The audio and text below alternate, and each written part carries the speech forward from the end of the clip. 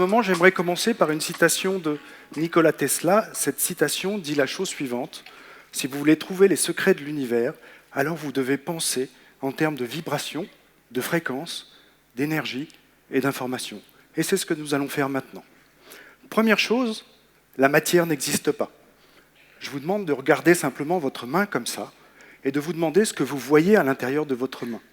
Et probablement, la première chose qui va vous venir à l'esprit, c'est que vous voyez de la peau et des lignes de la main. La deuxième chose, si vous zoomez mentalement à l'intérieur de cette main, vous allez tomber sur des cellules, ensuite sur des molécules. Si vous zoomez encore à l'intérieur de la main, vous allez tomber sur des atomes, puis des protons, des neutrons, des électrons. Et si vous zoomez encore plus bas, vous allez tomber sur des quarks. Et au plus bas qu'on puisse zoomer à l'intérieur de la main, au niveau de la distance dite de Planck, vous allez trouver des brins d'énergie en vibration.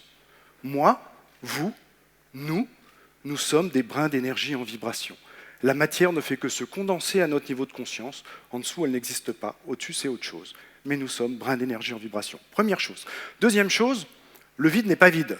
L'étude de la physique nous apprend que le vide est plein de quelque chose d'important. Il est plein d'énergie et d'information. L'expérience de l'effet Casimir, du nom du physicien hollandais qui a posé ça sur le papier, a mesuré l'énergie du vide, l'énergie qui se trouvait entre deux plaques, et cette énergie est considérable. Et pour peu que l'on considère qu'un niveau d'énergie est une information, le vide contient de l'énergie et de l'information. La question que ça pose, c'est comment cette énergie-là interagit avec cette énergie-ci. Ça passe par une boîte à représenter, une machine à représenter. Alors celle-ci est relativement limitée. On entend entre 20 Hz et 20 kHz. Tout ce qui est en dessous des 20 Hz, ce sont des infrasons. C'est pour l'éléphant qui est capable, lui, d'entendre le bruit des nuages en train de glisser dans l'air. Au-dessus, les ultrasons, c'est pour le chien, le cheval, le dauphin. Pareil dans le spectre visible. Ce qu'on voit, c'est entre 450 et 700 nanomètres. Ce qui est en dessous, ce sont des ultraviolets, des rayons X, des rayons gamma. Ce qui est au-dessus, ce sont des infrarouges, des micro-ondes et des radiofréquences. Donc, on perçoit la réalité à travers une toute petite fenêtre que l'on pourrait assimiler à la fente d'un aume de chevalerie. Tout le reste autour existe, on en subit en permanence les influences, mais nous ne pouvons pas le voir. Alors, comment le mental il travaille à l'intérieur de cette petite fenêtre? Le mental, il crée une représentation, un film dans lequel vous êtes à la fois le public et à la fois le projectionniste. Mais le mental, il a deux défauts. Le premier, quand il s'empare de quelque chose, il met un signe égal. Il met un signe égal entre représentation et réalité. Il s'empare de quelque chose, il impose sa logique et il fige. Premier inconvénient. Deuxième inconvénient, il va récuser tout ce qui n'entre pas dans le champ de son expérience, tout ce qu'il ne comprend pas ou tout ce qu'il n'a pas encore intégré. Il va vous dire « ça n'existe pas, ça n'est pas possible, je n'en veux pas ». Donc, face à ce fonctionnement du mental qui vous pose une représentation, au bout d'un moment, vous ne pourrez plus sortir de votre salle de cinéma. Votre mental va vous hypnotiser. Et qu'est-ce que vous faites à ce moment-là? Vous prenez rendez-vous chez un hypnotiseur pour vous déshypnotiser. Car tous les gens qui viennent nous voir ont tous la même chose. Ils sont prisonniers de l'histoire qui se raconte, du film qui se passe. Mais quand vous changez l'histoire, et vous allez voir qu'on retrouve Tesla, on change le ressenti, donc la vibration. En changeant de ressenti, on change d'émotion.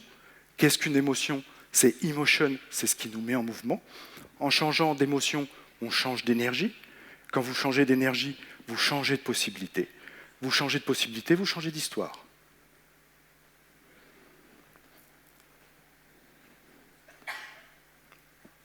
Et là, le trou. Oui.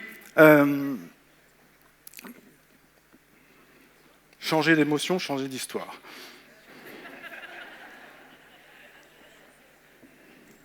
Bon. Excusez-moi.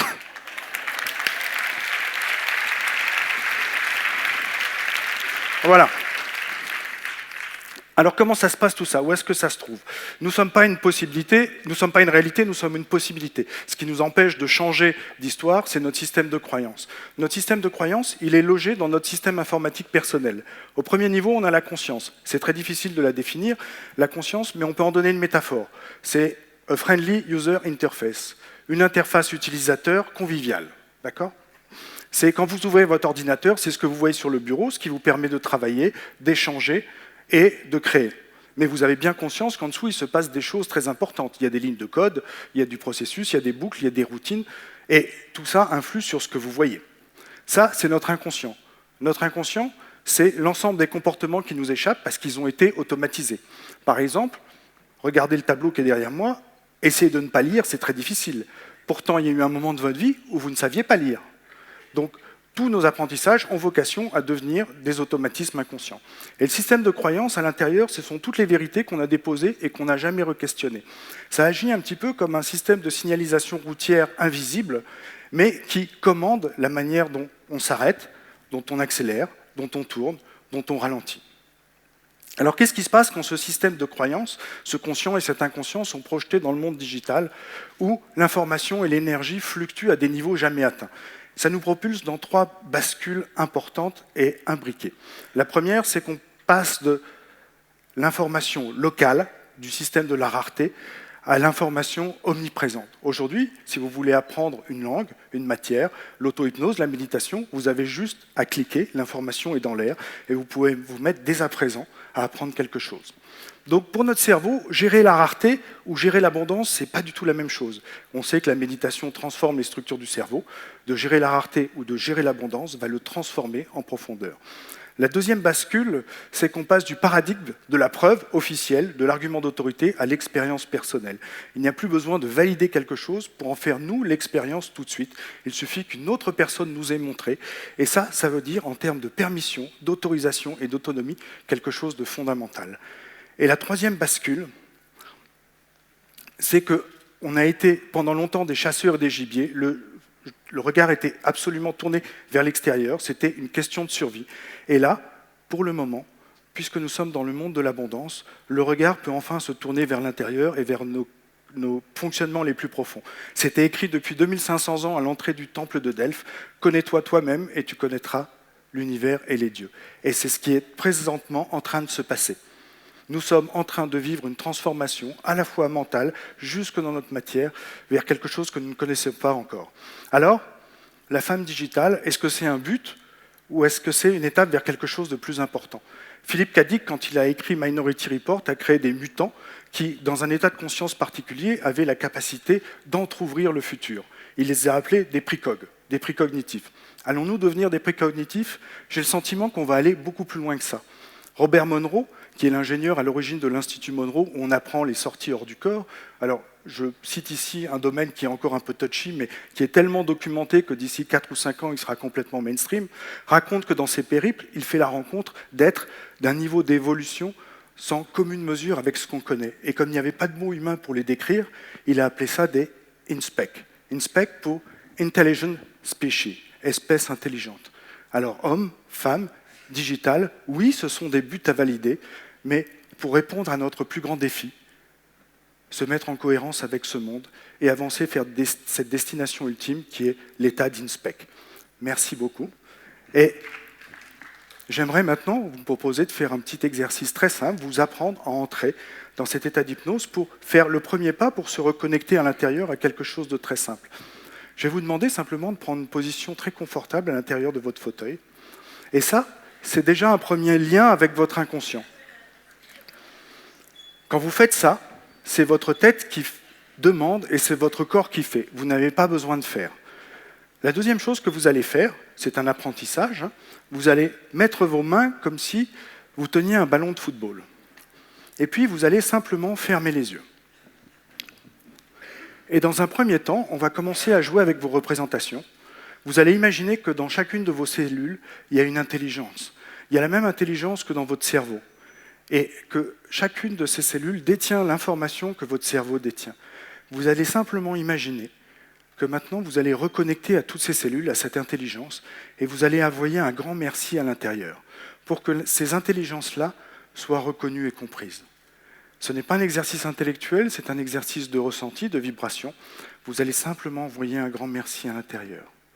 Et vous allez observer ce que ça fait. La deuxième chose que vous allez faire, consciemment, c'est de vous faire un cadeau. C'est dire à votre mental, je dois vivre des choses en dehors de ton expérience. Simplement, pour pouvoir faire en sorte que ce qui se passe soit complètement admis et compris par vous. Troisième chose, vous allez fixer maintenant votre attention sur votre respiration et observer de quelle manière quelque chose en vous, une partie profonde de vous, sait exactement à quel moment il faut basculer de l'inspiration à l'expiration et de l'expiration à l'inspiration, et comment simplement, en fixant votre attention sur les rythmes du corps, quelque chose change à l'intérieur, quelque chose se relâche, comment même cette respiration est modifiée, simplement parce que la conscience créant la réalité, à partir du moment où vous fixez votre attention sur cette respiration, qui normalement est dévolue à l'inconscient, c'est lui qui s'occupe de ça, c'est comme si ça le libérait pour faire quelque chose d'encore plus intéressant pour vous. Maintenant, je vais vous demander consciemment de bouger un tout petit peu les mains et d'observer tout ce que ça engage comme muscles, comme tendons, comme mouvements osseux, et à quels endroits sont les points de résistance et les points de facilité, tout doucement. Et observez de quelle manière l'air autour des mains est un petit peu différent, comment la sensation autour des mains, quand vous les bougez tout doucement, se transforme, comme si vous pouviez percevoir de l'énergie. Et maintenant, j'aimerais que, entre vos mains, vous imaginiez qu'il y a toutes les raisons pour lesquelles vous avez décidé d'assister à la journée de la femme digitale. Toutes les envies, toutes les opportunités, toutes les attentes, toutes les aspirations, que c'est là, juste entre vos mains. Et vous allez demander à votre inconscient de permettre, d'autoriser que tout ce que vous avez imaginé, ça puisse être encore plus intéressant, que ça soit encore meilleur, que ça réponde encore plus à vos attentes, même aux attentes qui n'ont pas été exprimées. Vous allez juste permettre et autoriser que ça se trouve entre vos mains pour que ça soit de plus en plus attirant. Et maintenant, vous allez simplement permettre et autoriser que les mains se rapprochent toutes seules. Alors ça n'ira pas à la même vitesse pour tout le monde, mais quand quelque chose est très attirant, il y a un geste naturel du corps qui consiste à le saisir, à le prendre, à s'en emparer, et vous allez juste observer ce qui se passe quand vous autorisez que ce geste-là se passe. Et comment ça vibre différemment à l'intérieur. Et plus les mains se rapprochent, et il y a comme une certitude que se crée que vous allez retirer de cet événement, de ce moment que vous avez choisi de vivre aujourd'hui, quelque chose d'encore plus important, d'encore plus surprenant pour vous. Et puis à un moment donné, vous allez savoir que quelque chose est ancré, que chaque cellule a reçu la même information que le cerveau, comme si cette information avait été répandue, diffusée à l'intérieur de chaque cellule. Vous allez à ce moment-là relever lentement la tête, ouvrir les yeux et revenir maintenant au présent pour ramener tout ça dans l'expérience et en lucidité. Et j'aimerais maintenant vous laisser avec une dernière idée toute simple. Nous sommes ce que nous choisissons de vibrer. Et si l'expérience se fait dans la confiance, alors la matière se plie aimablement à nos désirs conscients et inconscients. Donc je vous souhaite de vibrer une excellente 4e édition de la Journée de la Femme digitale. Merci beaucoup.